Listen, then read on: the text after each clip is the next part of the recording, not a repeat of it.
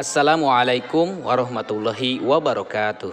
Terima kasih yang sudah mengunjungi channel kami. Dalam kesempatan kali ini saya akan mencoba membahas soal-soal P3K kompetensi teknis guru sekolah dasar. Di sini akan disajikan 100 soal, yang 100 soal itu akan dibagi menjadi beberapa video ya. Di video pertama di sini akan dibahas mulai dari soal yang pertama. Kemampuan bahasa anak mulai berkembang, pemikiran masih statis, belum dapat berpikir abstrak, dan kemampuan persepsi waktu dan ruang masih terbatas, merupakan perkembangan anak pada tahap A, tahap sensori motorik, B, tahap praoperasional, C, tahap operasional konkret, atau D, tahap operasional formal. Nah, kira-kira mana jawaban yang tepat? Baik, di sini akan dijelaskan ya mengenai pembahasan dari soal yang pertama. Mengenai tahap perkembangan anak menurut Piaget itu dibagi menjadi 4. Yang pertama tahap sensori motor atau sensori motorik. Nah, ini tahapan anak yang berusia dari 0 sampai 2 tahun. Kemudian di tahap yang kedua yaitu tahap praoperasional, yaitu dari usia 2 sampai 7 tahun. Pada tahap praoperasional atau prakonseptual atau disebut juga dengan masa intuitif, anak mulai mengembangkan kemampuan menerima stimulus secara terbatas, kemampuan bahasa mulai berkembang, pemikiran masih statis, belum dapat berpikir abstrak, dan kemampuan persepsi waktu dan ruang masih terbatas. Nah, jadi ini sesuai dengan pertanyaan di soal yang pertama ya. Jadi jawaban untuk soal yang pertama ini adalah yang B ya, tahap praoperasional. Kemudian tahap yang berikutnya mengenai perkembangan anak ya menurut Piaget, yang ketiga adalah tahap operasional konkret. Nah, itu dari usia 7 sampai 11 tahun ya, ini perkiraan usia SD. Kemudian tahap selanjutnya yaitu tahap operasional formal, yaitu usia 12 tahun ke atas. Nah, itu ya mengenai tahap-tahap perkembangan anak menurut Piaget. Selanjutnya soal yang kedua. Seorang anak dengan kemampuan menggunakan kata secara efektif baik lisan di sini adalah dia mampu mendongeng, orator, penerjemah dan sebagainya, maupun tertulis atau tulisan, yaitu sastrawan, penulis skenario drama film ya, fonologi dan bunyi bahasa, semantik atau makna bahasa, dimensi pragmatik atau penggunaan praktis bahasa. Menurut Howard Gardner, anak tersebut mempunyai kecerdasan A, kecerdasan bahasa atau linguistik, B, kecerdasan logika matematika atau logis matematikal, kemudian C, kecerdasan ruang atau spatial, atau D, kecerdasan gerak tubuh. Nah, kira-kira mana jawaban yang tepat ya untuk soal yang kedua ini? Baik, silakan untuk disimak ya mengenai pembahasan berbagai jenis kecerdasan majemuk. Yang pertama yaitu kecerdasan verbal linguistik ya. Kecerdasan majemuk verbal linguistik melibatkan kemampuan berbahasa melalui membaca, menulis, berbicara, memahami urutan dan makna dari kata-kata, serta menggunakan bahasa dengan benar.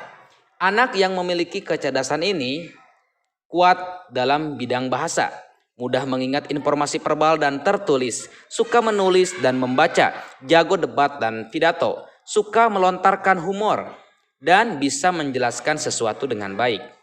Anda dapat merangsang kecerdasan majemuk ini pada anak dengan membacakan dongeng, mengajarkan kata-kata baru, meminta si kecil mengarang cerita, menulis dan membacakan puisi, menulis buku harian, atau berbincang tentang apa yang ia lakukan di sekolah. Nah, ini ya. Kemudian mengenai kecerdasan majemuk yang lainnya yaitu yang kedua, kecerdasan logis matematis ya, kemudian kecerdasan spasial atau visual, kecerdasan kinestetik, kemudian kecerdasan musikal, kecerdasan intrapersonal, kemudian kecerdasan interpersonal, kecerdasan naturali, kemudian kecerdasan eksistensial. Nah, di sini kita perhatikan yang mengenai kecerdasan verbal linguistik. Jadi kecerdasan seorang anak melibatkan kemampuan berbahasa melalui membaca, menulis, berbicara, memahami urutan dan makna dan kata-kata, serta menggunakan bahasa yang benar. Anak yang memiliki kecerdasan ini kuat dalam bidang bahasa, mudah mengingat informasi verbal dan tertulis, suka menulis dan membaca, jago debat pidato, suka melontarkan humor, dan bisa menjelaskan sesuatu dengan baik. Jadi ini adalah termasuk kecerdasan bahasa ya, atau kecerdasan linguistik. Jadi jawaban yang tepat untuk soal yang kedua ini adalah A ya. Jadi seorang anak akan mampu menggunakan kata secara efektif baik lisan maupun tulisan. Selanjutnya soal yang ketiga.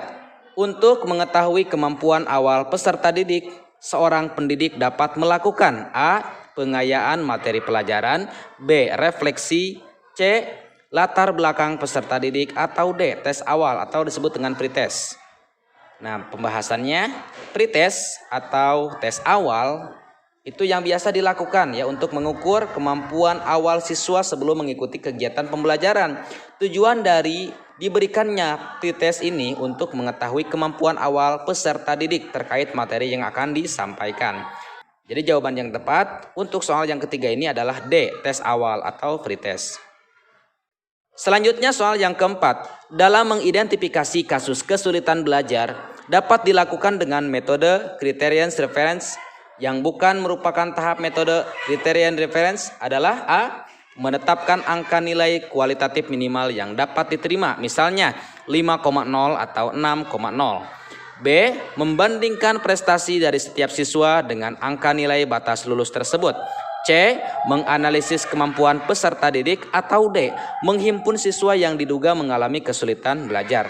Nah, kira-kira yang bukan termasuk ya tahapan metode criterion reference adalah, nah di sini kita perhatikan ya mengenai pembahasannya. Melalui tes hasil belajar akan diketahui sejauh mana siswa telah mencapai tujuan belajar yang telah ditetapkan sebelumnya. Siswa dikatakan telah mencapai tujuan pengajaran apabila dia telah menguasai sebagian besar materi yang telah diajarkan. Ketentuan penguasaan bahan ditentukan dengan menetapkan patokan, yaitu presentasi minimal yang harus dikuasai oleh siswa, misalnya 75%. Siswa yang belum menguasai bahan pelajaran sesuai patokan yang ditetapkan dikatakan belum menguasai tujuan pengajaran. Siswa yang seperti ini diduga siswa yang mengalami kesulitan belajar dan memerlukan bantuan khusus. Dengan metode criterion reference, yaitu tes yang mengasumsikan bahwa instrumen evaluasi atau soal yang digunakan telah dikembangkan dengan memenuhi syarat-syarat tertentu. Tahapannya adalah sebagai berikut. Yang pertama, menetapkan angka nilai kualitatif minimal yang dapat diterima, misalnya 5,0 atau 6,0. Kemudian membandingkan prestasi dari setiap siswa dengan angka nilai batas lulus tersebut. Secara teoritis, mereka yang angka nilai prestasinya berada di bawah lulus sudah dapat diduga sebagai siswa yang mengalami kesulitan belajar. Kemudian menghimpun siswa yang diduga mengalami kesulitan belajar serta mencari siswa yang mengalami gejala terparah yang nilainya jauh di bawah siswa penderita kesulitan belajar lainnya. Nah, jadi di sini kita perhatikan yang bukan merupakan metode criterion reference adalah yang C, menganalisis kemampuan peserta didik, karena yang A, B, D ini termasuk kepada tahapan metode tersebut. Selanjutnya soal yang kelima, dalam kompetensi pedagogik guru menguasai teori belajar dan prinsip-prinsip pembelajaran yang mendidik. Dalam prinsip pembelajaran yang mendidik, guru harus A. Melaksanakan proses pembelajaran sesuai jadwal, B. Menerapkan berbagai pendekatan, strategi, metode, dan teknik pembelajaran yang mendidik secara kreatif ya dalam mata pelajaran yang diampu. Kemudian C. Menggunakan strategi pembelajaran, atau D. Hanya menggunakan teknik pembelajaran saja. Nah, kira-kira mana jawaban yang tepat untuk soal yang kelima ini? Kita perhatikan mengenai pembahasannya. Penguasaan teori belajar dan prinsip-prinsip pembelajaran yang mendidik sangatlah penting bagi guru dalam upaya mewujudkan pembelajaran yang efektif, efisien, dan optimal. Dengan menguasai teori belajar dan prinsip-prinsip pembelajaran yang mendidik, setidaknya guru dapat memahami apa dan bagaimana sebenarnya proses belajar itu terjadi pada diri peserta didik, sehingga guru dapat mengambil tindakan pedagogik atau edukatif yang tepat bagi penyelenggaraan pembelajaran. Selain itu, guru dapat memilih dan menggunakan pendekatan, strategi, metode, dan teknik pembelajaran yang luas, variatif, dan efektif dalam pelaksanaan pembelajaran sehingga dapat mencapai hasil pembelajaran yang optimal. Kemudian kompetensi pedagogik yang menjadi unsur penilaian kinerja guru adalah kompetensi menguasai teori belajar dan prinsip-prinsip pembelajaran. Dalam kompetensi ini atau kompetensi pedagogik, guru dituntut untuk mampu menetapkan berbagai pendekatan, strategi, metode, dan teknik pembelajaran yang mendidik secara kreatif sesuai dengan standar kompetensi guru. Guru menyesuaikan metode pembelajaran supaya sesuai dengan karakteristik peserta didik dan memotivasi mereka untuk belajar. Nah, di sini kita tentukan dalam kompetensi pedagogi guru menguasai teori belajar dan prinsip-prinsip pembelajaran yang mendidik. Jadi seorang pendidik atau guru di sini harus menerapkan berbagai pendekatan, strategi, metode, dan teknik pembelajaran yang mendidik secara kreatif dalam mata pelajaran yang diampu. Nah, itu ya mengenai pembahasan soal P3K. Ini adalah video yang pertama. Mudah-mudahan video ini sangat bermanfaat. Sekian dulu. Assalamualaikum warahmatullahi wabarakatuh.